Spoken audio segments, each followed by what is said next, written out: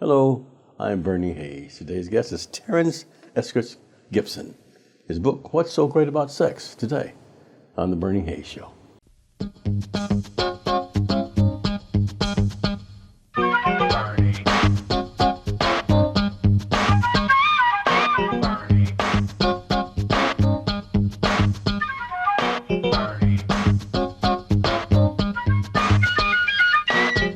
And welcome back. My guest is Terrance Gibson. Terrance Eskridge-Gibson, actually. Hard to say. Terrance Eskridge-Gibson. Well, Terrance, welcome. How you doing, Bernie? I appreciate you having me here. Oh, thank you for being here. Thank you. You know, we've been trying to get you on for so long. We finally got you in the book. Yeah, I know. Yeah, and I'm happy to be here. That's so good. What's so great about sex? A coming-of-age romantic comedy. So tell us about this. Well, what's so great about sex is one of my projects I've had. It was a love child of mine for many, many years. I came up with the idea many years ago. Actually, I was on a plane flying to L.A. For a job I was working on, and it came to me as epiphany with this story, and I'm like, oh, this looks pretty good. So I actually wrote it on the napkin of the plane. I wrote the whole plot down. And I kept that, and I said, okay, I want to work on the story. And it was a labor of love. I worked on that story for several years, many years, before I actually got it done.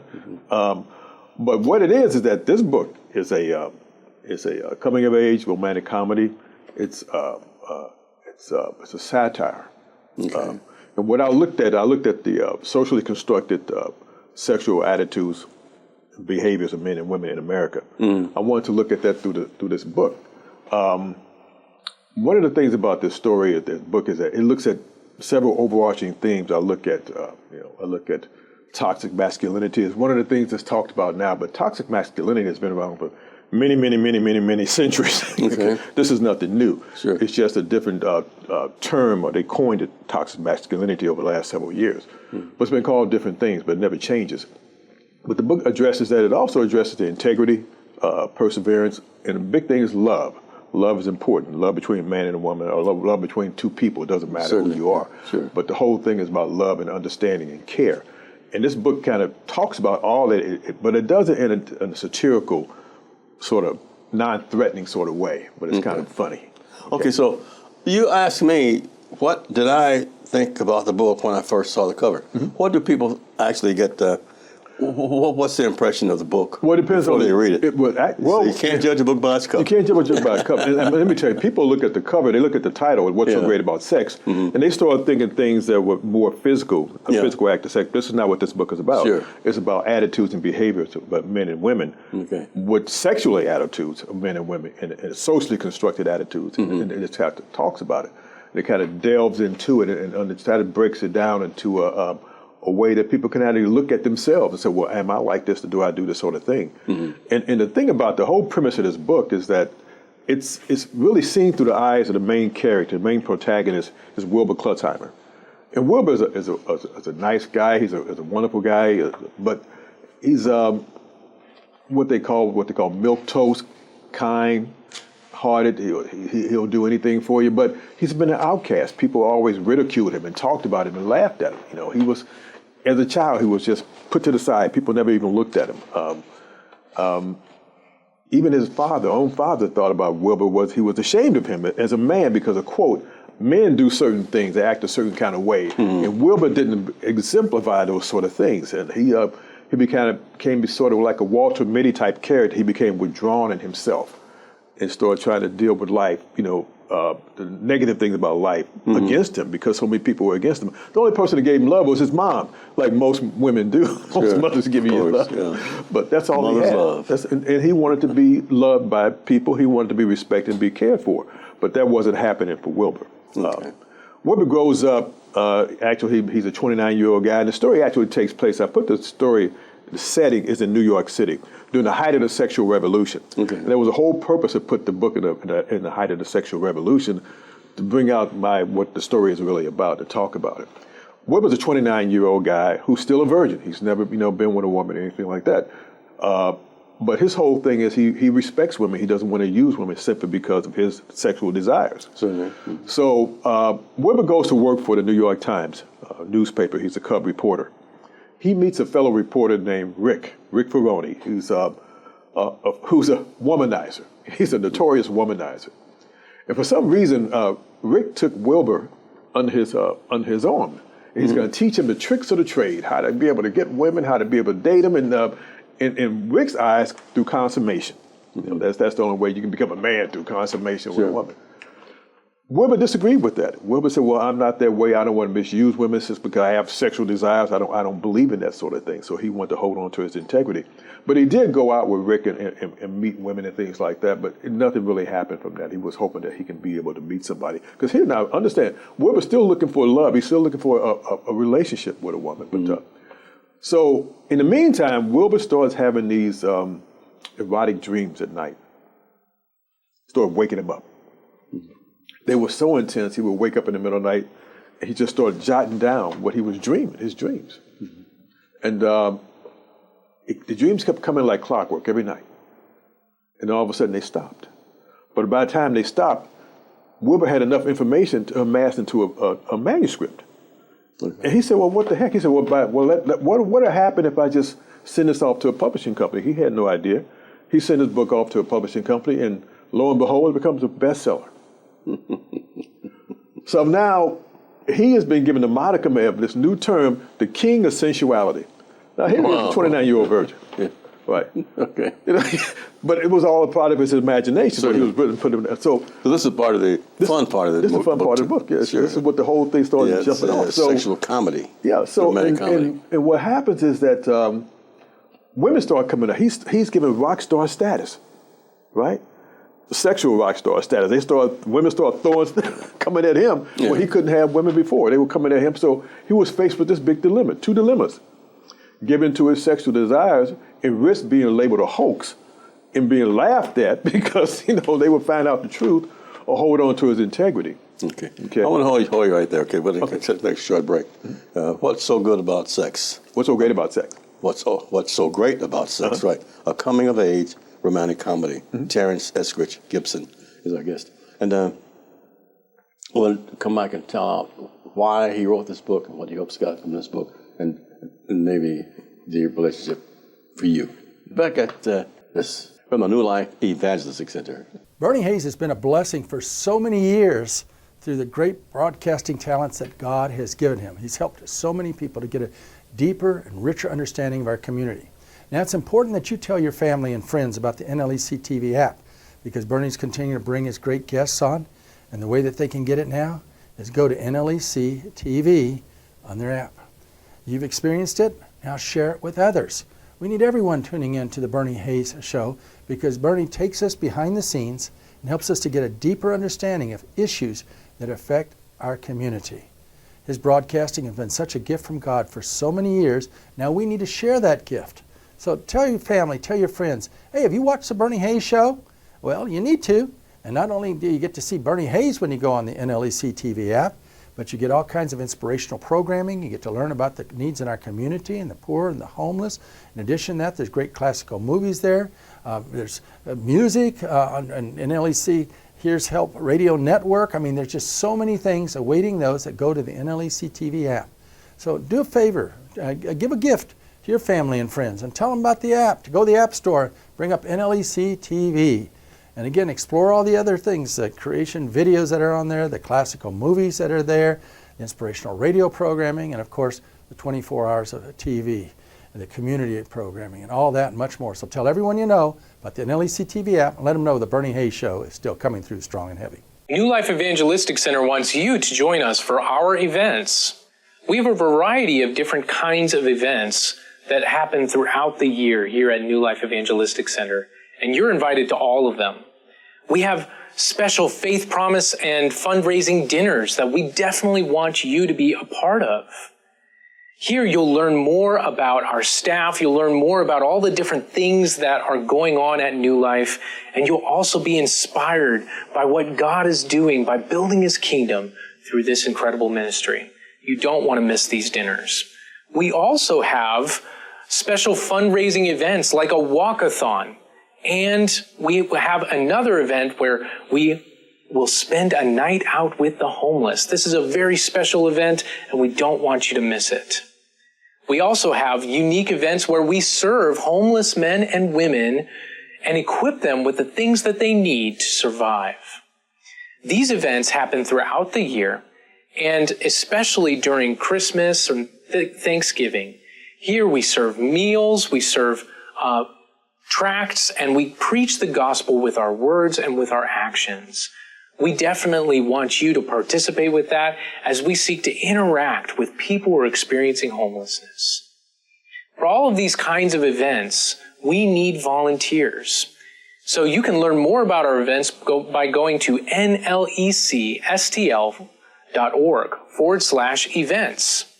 Or you can call us at 314-421-3020 to learn about our closest event. I definitely recommend that you get involved in your community by partnering with us here at New Life Evangelistic Center. Welcome back. My guest is Terrance Eskridge-Gibson, and he's the author of What's So Great About Sex. And Terrance, you were talking about the different chapters, about the book itself, an overview of the book.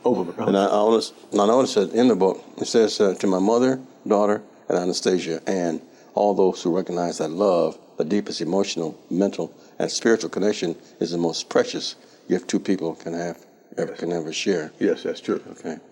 So continue to tell us about the story. Then I want to ask you about certain chapters. Right. So Wilbur has these dreams about sex, so he started writing down, sends it out, becomes a bestseller book. Okay.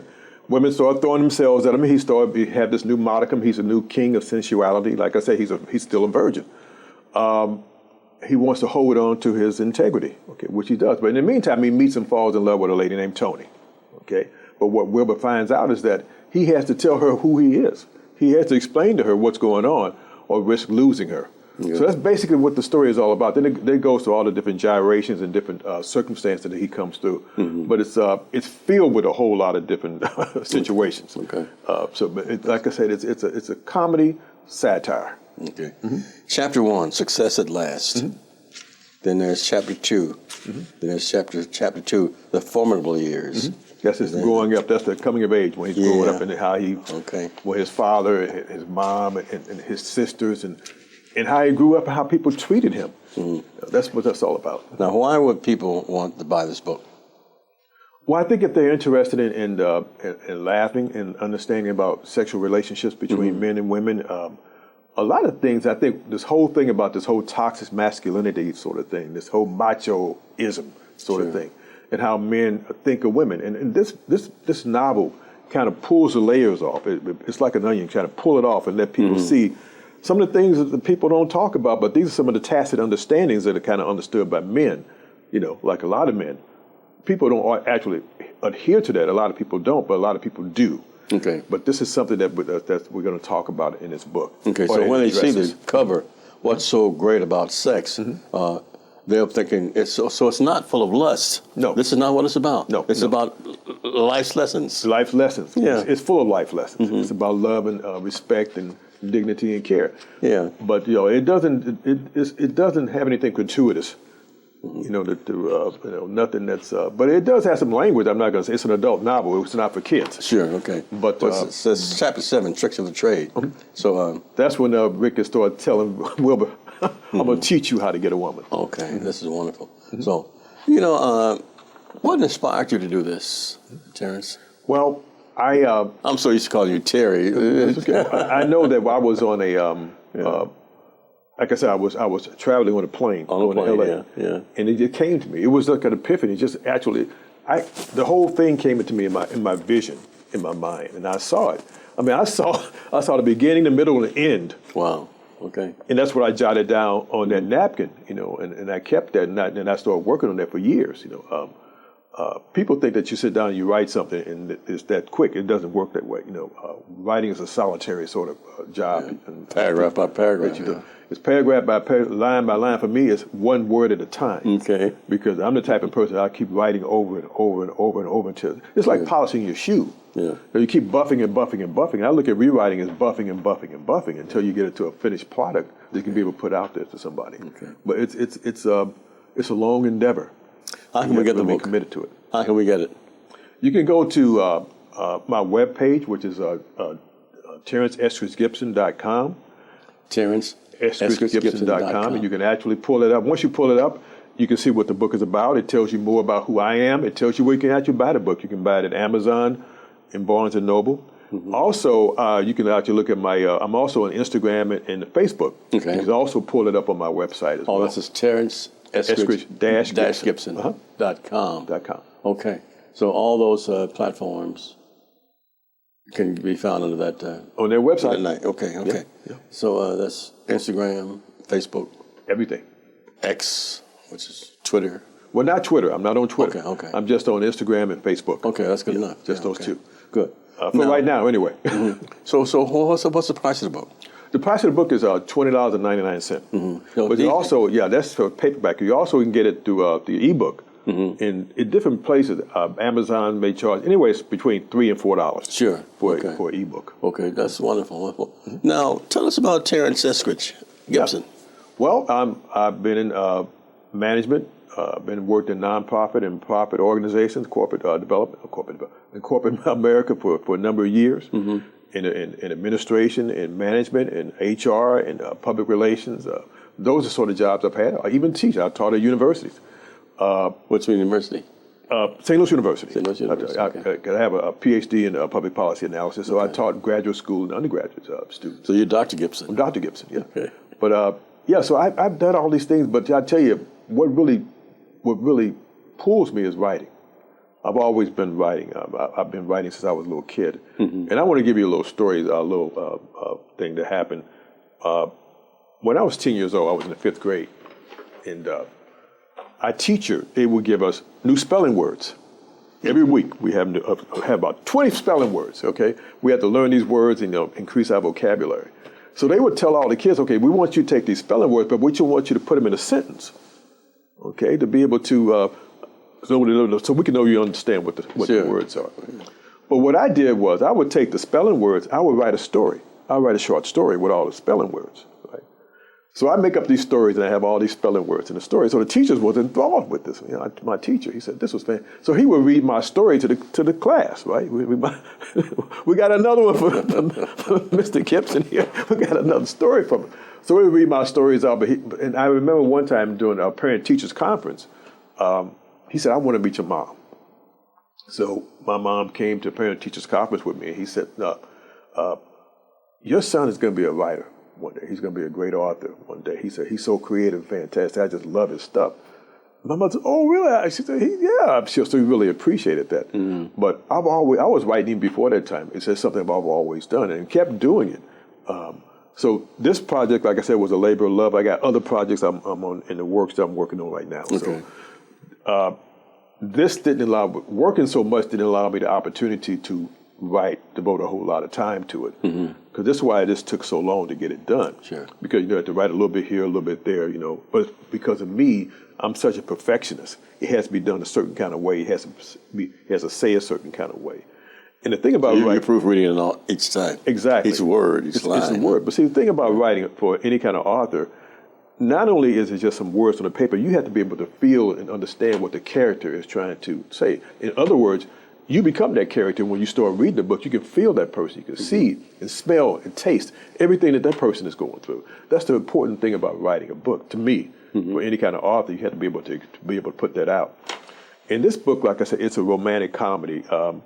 I think that you should have romance in any kind of story that you have in some way or another. I don't care if it's a thriller or horror.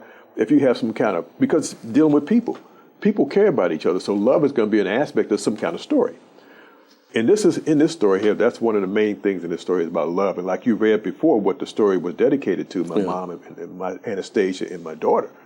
And for all those who believe in love, Okay, we have about a minute left in this segment. Okay. How did you come up with the title? The same day, on that plane ride. Everything came to me. I mean, Bernard, I tell you, it was like I was sitting there. It just, you know how you have a neon sign that flash in your mind? You said it was an epiphany. Yeah? It was epiphany. and that's why I know, even at this time when I thought it was important to get this book out now, we're going through a period of time in our country. There's so much vitriol, so much hate and anger. with this whole thing, even with this thing, it's just going off the rails with this whole thing of toxic masculinity and disrespecting people. Yeah. This story brings back integrity. Integrity to me has seemed like it's lost in the lexicon, American lexicon. It's not what it used to be. Mm-hmm. But this story brings back to what integrity, at least coming from this young man, what he felt it was. Great. And how it's important to him. Okay, so Terrance Eskridge-Gibson, What's So Great About Sex, the book that is available right now on different platforms. And we're going to take a short break. But remind you that Reverend Larry Rice has been here at the New Life Evangelistic Center providing services for those in need for years and years and years, over half a century, 52 years. And we'll need your support and help. We thank you for all that you've done for us, and we hope that you'll do more. We'll be back after this with Terrance Eskridge-Gibson. Since 1972, New Life Evangelistic Center has been on the front lines, reaching out, helping the hurting, the homeless, the fatherless, the widowed throughout mid-America. Yes, although it's had its roots in St. Louis, it now has expanded throughout mid-America into India and Africa, Haiti, and other places around the world. Oh, what a history New Life Evangelistic Center has. And we have many of these history books available to you, and they're right there on Amazon. And if we can help you get one of those, you contact us at 314-421-3020. But in addition to all that, we want to share a lot of that history with you right here as we take a look at how the work began and how the Lord has taken us throughout the years and the miracles that we have seen, all because of caring people like you. You're part of the history of the New Life Evangelistic Center. And we're believing that 2025 is the year that the center is going to become alive and seeing the Lord do exceedingly beyond we can even ask or think. We're on the verge of miracles. Yes, New Life Evangelistic Center has a rich history, but there's much more yet to come. And that's why I'm inviting you to familiarize yourself with the history of the past and be a part of the miracles of the present. Yes, let the Lord God Almighty work in you and through you. Let Him do exceedingly beyond what you can ask or think. He's got a purpose for you. And we want you to be able to live out that purpose as you get directly involved in the history of New Life Evangelistic Center and what the Lord is doing now. Today we're going to talk about Langston Hughes, who was born February the 1st, 1902 in Joplin, Missouri. His parents divorced when he was a very young child and he moved to Mexico. He was raised by his grandmother until he was 13 when he moved to Lincoln, Illinois to live with his mother and her husband before the family eventually settled in Cleveland, Ohio. It was Lincoln that Hughes began writing poetry. After graduating from high school, he spent a year in Mexico, followed by a year in Columbia University in New York City. And during this time, he held odd jobs such as an assistant cook, launderer, and busboy. He also traveled to Africa and to Europe, working as a seaman. And in 1924, he moved to Washington, D.C., and wrote his first book of poetry, The Weary Blues, published in 1926. He finished his college education at Lincoln University in Pennsylvania 3 years later. And in 1930, his first novel, Not Without Laughter, was published and won the Harmon Gold Medal for Literature. Today's Black History Moment, provided by Langston Hughes. God loves a cheerful giver. Even though things are really tough right now, you can make a difference in the lives of so many. New Life has been doing this work for 50 years, and we have seen God's gracious goodness through people like you who have participated in this work. There are so many people who are suffering. More people are becoming homeless for the first time with the rising costs of inflation and food and housing and so many other commodities. We need help. You can make a difference today in the lives of so many by giving your tax-deductible gift to P.O. Box 473, St. Louis, Missouri. Or go to newlifeevangelisticcenter.org or call to get involved in this incredible work. Welcome back. Terrance Eskridge-Gibson, my guest, the author of What's So Great About Sex. And like I say, you can't judge a book by its cover. Terrance, once again, the reasons for the book and how can we get the book? Well, the reason for the book, I think it's right now, this country is going through so much negativity, so much angst and anger. Mm-hmm. This book is about love. You know, even though the main character has a lot of negative things happen to him, he never loses sight and never losing sight of who he is and what he wants to get out of himself and who he wants to meet in life. It's an important thing. That's what the whole thing about perseverance, and being integrity. I think integrity is a word that's kind of lost in American lexicon. Okay. People don't even seem to have, nowadays, integrity doesn't seem to matter.